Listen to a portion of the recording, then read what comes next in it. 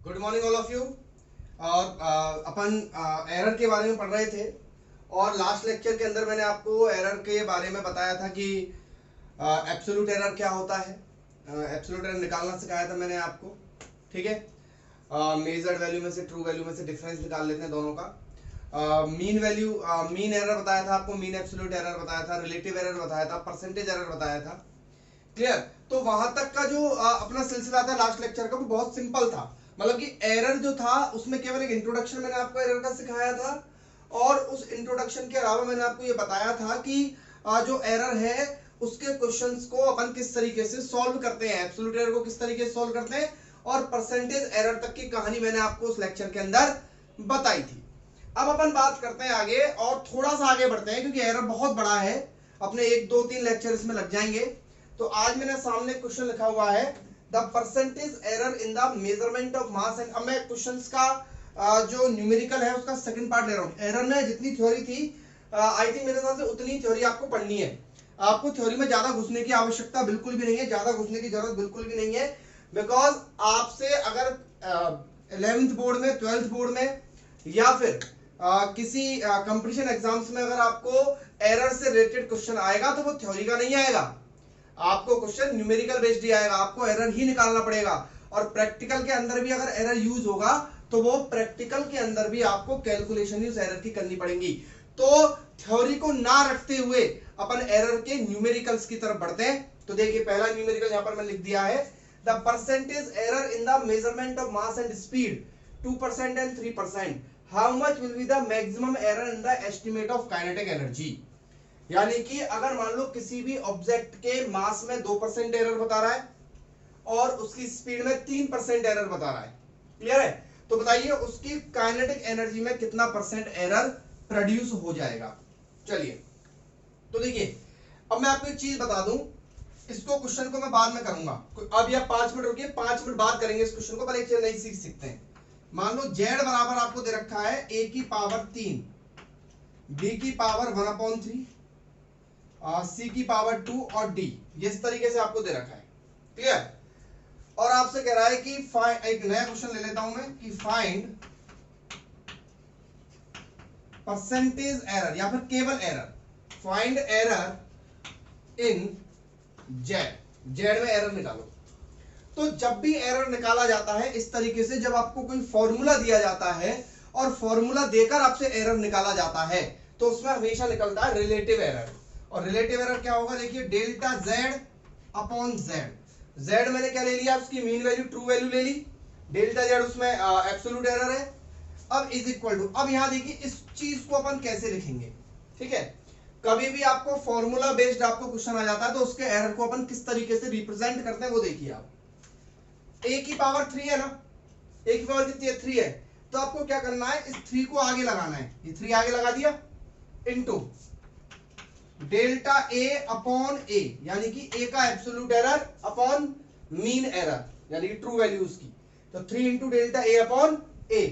फिर आपको क्या करना है, अगले के लिए प्लस लगाना है, मल्टीप्लाई मल्टीप्लाई हो रहा हो, चाहे प्लस हो रहा हो चाहे माइनस हो रहा हो, आपको तो क्या लगाना है, प्लस ही लगाना है, प्लस। अब इसकी पावर कितनी है, 1/3, वो आगे मल्टीप्लाई होगी, डेल्टा बी अपॉन बी, आपको फिर से प्लस लगाना है, नीचे वाले के लिए भी आपको प्लस ही यूज करना है। यहां पर 2 है, ये 2 डेल्टा सी अपॉन सी, क्लियर। और ये डी है तो डी के आगे कुछ भी नहीं है तो केवल delta D upon D, clear. अब परसेंटेज एरर निकालना है तो मल्टीप्लाई बाय 100 करना है, तो इन सब में भी किसका मल्टीप्लाई कर देना है, 100 का कर देना। समझ में आई बात। और देखो अब मैं इस क्वेश्चन को लेता हूं और इस क्वेश्चन को समझने की कोशिश करना। Percentage error in the measurement of mass and speed. तो देखो परसेंटेज एरर मास में, तो मास में कैसे लिखूंगा, delta M upon M into 100, यही होता है परसेंटेज एरर। भाई परसेंटेज एरर क्या होता है, रिलेटिव एरर इंटू 100, तो परसेंटेज एरर यानी कि delta M upon M into 100 बराबर कितना दे रखा है आपको, 2, ठीक है, 2%। और ये दे रखा है आपको स्पीड में, यानी कि delta v upon v into 100 बराबर आपको दे रखा है 3%, क्लियर। अब आपको पता है काइनेटिक एनर्जी का फॉर्मूला आपको आना चाहिए, E बराबर होता है हाफ mv स्क्वायर, क्लियर। तो मैं इसको क्या लिख सकता हूं, डेल्टा ई, परसेंट एरर निकालना है तो डेल्टा ई, अब निकालना क्या है आपको, चलो वो भी बता दें, मैक्सिमम एरर निकालना है काइनेटिक एनर्जी में, तो कैसे करेंगे, क्या निकालना है आपको, आपको निकालना है delta E upon E into 100, ये आपको कैलकुलेट करना है, ठीक है। तो अब इसको कैसे लिख सकता हूं मैं, याद करो मैंने बताया था ए जेड वाला, तो delta E upon E into 100 बराबर, हाफ से कोई मतलब नहीं है, उसके बाद एम आया, delta M upon M into 100 plus आगे 2 लगाएंगे क्योंकि वी स्क्वायर है ना, वी स्क्वायर है तो 2 आगे आएगा, 2 delta V upon V into 100, delta M upon M into 100 कितना है 2% plus 2 into delta V upon V into 100 कितना 3%, तो 2% प्लस 6%, तो टोटल एरर कितना आ जाएगा उसमें 8% एरर आ जाएगा। ओके, नेक्स्ट क्वेश्चन है अपना, अब physical quantity is given by x is equal to, ये क्वेश्चन आपके AIPMT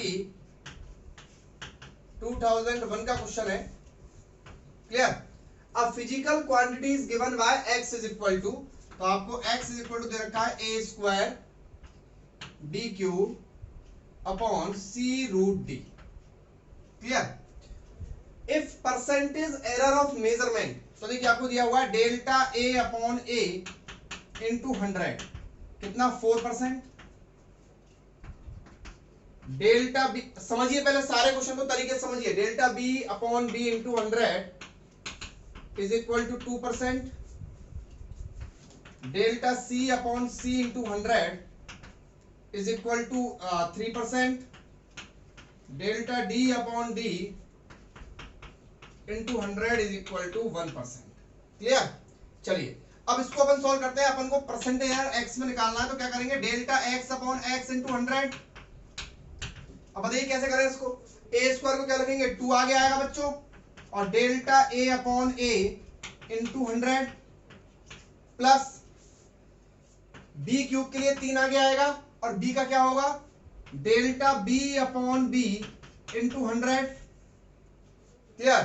c के लिए केवल delta c upon c into 100 plus, अब अंडर रूट डी है, तो रूट का मतलब क्या होता है बच्चों, रूट का मतलब, रूट डी का मतलब क्या होता है, रूट डी का मतलब होता है डी की पावर 1/2, क्लियर। तो ये आ जाएगा 1/2 into delta D upon D into 100, ठीक है, बराबर 2 इंटू, अब बोलिए under root delta A upon A कितना है 4% plus delta B upon B into 100 कितना है 2% plus delta C upon C into 100 कितना है 3% प्लस 1/2 इंटू 1%, ये 1% है, तो ये हो जाएगा आपका 8 प्लस 6 प्लस 3 प्लस 0.5, ये हो जाएगा आपका जो 14 15 16 17, यानी कि 17.5% एरर इस x के फॉर्मूले के अंदर होगा। देखिए बहुत छोटा सा क्वेश्चन है, error in measurement of radius of sphere is 2%, किसमें स्फीयर की रेडियस में, तो delta r upon r into 100 कितना बच्चों 2%, clear. What would be the error in volume of sphere, clear. तो कैसे करेंगे, देखिए delta r upon r into 100 बराबर 2% है, अब वॉल्यूम का फॉर्मूला आना चाहिए आपको, तो वॉल्यूम बराबर होता है स्फीयर का 4/3 पाई r क्यूब, पता है सबको। तो वॉल्यूम में एरर निकालना है तो delta v upon v into 100, अभी पहले इन क्वेश्चन को सीखिए, धीरे धीरे बहुत अच्छे अच्छे क्वेश्चन भी लेने वाले हैं अपन। 4/3 से कोई मतलब नहीं, पाई से कोई मतलब नहीं, बिकॉज न्यूमेरिकल वैल्यू के अंदर कोई एरर नहीं होता, वो तो सटीक वैल्यू होती है बिल्कुल। अब r क्यूब, तो 3 into delta r upon r into 100, clear. अब delta r upon r into 100 की वैल्यू कितनी दे रखी है आपको 2%, तो delta v upon v into 100 बराबर कितना आ गया 3 इंटू 2%, यानी कि कितना वॉल्यूम में करेक्शन होगा 6% का करेक्शन होगा, यानी कि 6% एरर होगा। तो एक तो इस तरीके के क्वेश्चंस आपसे कंपटीशन एग्जाम्स के अंदर पूछे जाते हैं कि आपको परसेंटेज एरर दिया जाता है, फिर आपको फॉर्मूला पता होना चाहिए, और एक क्वेश्चन आते हैं कॉम्बिनेशन के, तो वो भी अपन करेंगे, लेकिन अभी थोड़ी देर रुक के। ठीक है, नेक्स्ट क्वेश्चन अपन देखते हैं अभी। चलिए क्वेश्चन का टाइप थोड़ा सा चेंज करते हैं और आगे बढ़ते हैं अपन। एक क्वेश्चन लिया मैंने आईआईटी में आया हुआ, सीधा इसी से शुरुआत करते हैं अपन। ठीक है, तो t is equal to 2 pi root L upon G, पहले भी थोड़ा सुना सुना फॉर्मूला लग रहा है, 11th क्लास में पढ़ा था, 10th में नहीं पढ़ा था। देखिए एक्चुअल में क्या है कि जब घड़ी का जो पेंडुलम होता है ना, पेंडुलम, उस मोशन को बोलते हैं अपन ऑसिलेशन। सिंपल हार्मोनिक मोशन होता है वो, उसको बोलते हैं ऑसिलेशन। इस तरीके से जो घड़ी का पेंडुलम है वो चलता है, दैट इज कॉल्ड ऑसिलेशन। ठीक है, तो उसको कितना टाइम लगा, उसके ऑसिलेशन का मतलब एक पूरा चक्कर ये गया और ऐसे आके टोटल कितना टाइम लगा, उसका फॉर्मूला होता है 2 pi under root L upon G. इसको अपन सॉल्व करेंगे और ये आगे आएगा चैप्टर्स के अंदर, फिजिक्स में पढ़ने वाले हैं अपन इसको। तो इसका फॉर्मूला होता है t इज इक्वल टू, यानी कि एक ऑसिलेशन, एक चक्कर में टोटल कितना टाइम लगा, t is equal to 2 pi under root L upon G, where l is equal to length of the, जिससे वो लटका हुआ है, string, length of the string. Clear? देखिए इस तरीके से, जैसे ये लेंथ है l, और इसको अपन बोलते हैं बच्चों बॉब, बॉब होता है। क्लियर? अब ये यहां तक गया, ये यहां तक गया, यहां गया, और यहां से वापस यहां आया। क्लियर? यहां तक गया और यहां से वापस यहां आया, तो इसमें जो टाइम लगा वो लगा t। तो ये t टाइम का फॉर्मूला होता है t is equal to 2 pi under root L upon जी। तो इसी चीज को अपन जो है यहां पर पढ़ने वाले हैं। ठीक है, इसको अपन पढ़ेंगे आगे के, अभी तो अपन क्वेश्चन कर लेते हैं एरर वाला। एरर के अंदर आया है, तो measured value of L is 20 centimetre known to 1 mm accuracy. इसका मतलब पता है क्या है? इसका मतलब है कि लेंथ जो है उसकी 20 सेंटीमीटर है, यानी कि मैं सॉल्यूशन कर देता हूं, देखिए, यानी कि एल जो है, एल वो 20 सेंटीमीटर है। क्लियर? और उसमें इतनी एक्यूरेसी है, यानी कि ये दे रखा है आपको डेल्टा एल, यानी कि उसका एरर दे रखा है एब्सोल्यूट एरर। एक्यूरेसी का मतलब ये है कि इतनी एक्यूरेसी लेके चलता है वो। ठीक है, तो ये हो गया आपका 1 mm, और 1 mm का मतलब होता है 10 की पावर -3, पता है ना सबको? 1 मिलीमीटर, मिली मतलब 10 की पावर -3, तो 10 की power -3 metre. Clear? And time of 100 oscillation, और 100 ऑसिलेशन का जो टाइम है वो कितना है उसका, 90 centimetre using wrist watch of 1 second error. यानी कि आपको टाइम दिया हुआ है कितना, 90 सेकंड, और उसमें एरर है 1 सेकंड। डेल्टा डी कितना है, 1 सेकंड। क्लियर? अब आपसे कह रहा है what is the accuracy in determination of जी, यानी कि जी में आप परसेंटेज एरर निकालो या फिर एरर निकालो। तो परसेंटेज निकाल देते हैं, जैसा ऑप्शन होगा वैसा काम कर दूंगा। अगर परसेंटेज की बात करेगा तो 100 का मल्टीप्लाई कर दूंगा, और अगर परसेंटेज की बात नहीं करेगा तो मैं सीधा आंसर दे सकता हूं उसका। क्लियर? तो सबसे पहले तो मुझे जी निकालना पड़ेगा यहां से। तो जी बराबर क्या हो जाएगा, देखिए इस फॉर्मूले से, सबसे पहले फॉर्मूला है t is equal to 2 pi under root L upon g. ठीक है, तो जी बराबर क्या हो जाएगा, यहां से दोनों तरफ में स्क्वायर करूंगा, जी इधर आएगा तो स्क्वायर करने पर आएगा T square is equal to 4 pi square L upon जी। तो यहां से जी बराबर क्या हो जाएगा बच्चों, जी बराबर हो जाएगा 4 pi square L upon T square. Clear? अब मुझे क्या निकालना है, डेल्टा जी अपॉन जी बराबर, डेल्टा जी अपॉन जी बराबर 4 पाई स्क्वायर को हटाओ, एल और टी स्क्वायर बचा, तो ये हो जाएगा delta L upon L plus 2 into delta T upon T. T square है तो 2 into delta T upon T. अब डेल्टा एल अपॉन एल कितना, डेल्टा एल कितना है बच्चों, डेल्टा एल है आपका 10 की पावर -3, और एल है आपका 20 प्लस 2 इंटू डेल्टा टी है आपका कितना 1, टी है आपका 90। क्लियर? और अगर आपको परसेंटेज निकालना हो तो इसको मल्टीप्लाइड बाय क्या कर देंगे, 100 कर देंगे, और इसको सोल्व करके आपका आंसर आपकी कॉपी में लिख लेना। ठीक है, चलिए नेक्स्ट क्वेश्चन मैंने इन शॉर्ट लिख दिया है।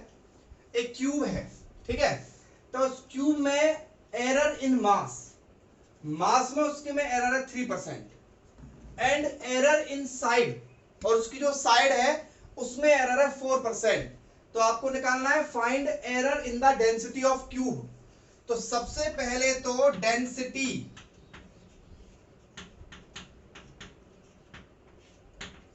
डेंसिटी का फॉर्मूला होता है मास अपॉन वॉल्यूम।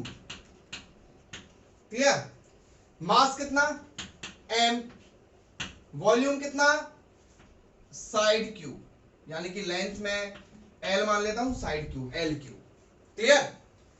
अब डेंसिटी में error delta d upon D into 100 बराबर delta m upon m into 100 plus 3 into delta l upon l into 100। Clear है बच्चों? तो delta l m upon m into 100 कितना दे रखा है आपको? पूरा 3% plus 3 into delta l upon l into 100 कितना दे रखा है आपको? 4%।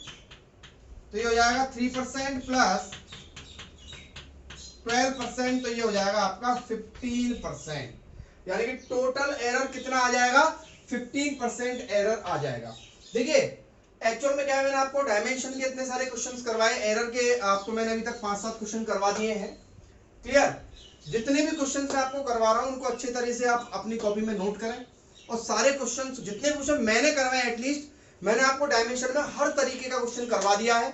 सारे क्वेश्चंस को अच्छे से देखें, समझें और उनको पढ़ें, और उनके थ्रू आप दूसरे क्वेश्चंस को करने की कोशिश करें। या तो आप किसी रेफरेंस बुक के अंदर देख सकते हैं, नेट पे देख सकते हैं, कहीं भी कोई वर्कशीट आपको मिलती है तो उसके क्वेश्चंस को आप करें, क्योंकि जब तक आप प्रैक्टिस नहीं करोगे तब तक आपको ये चीजें बहुत अच्छे से नहीं आएंगी।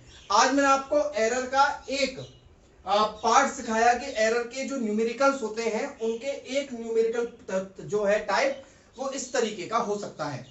वीडियो के अंदर आपको इस तरीके के क्वेश्चंस का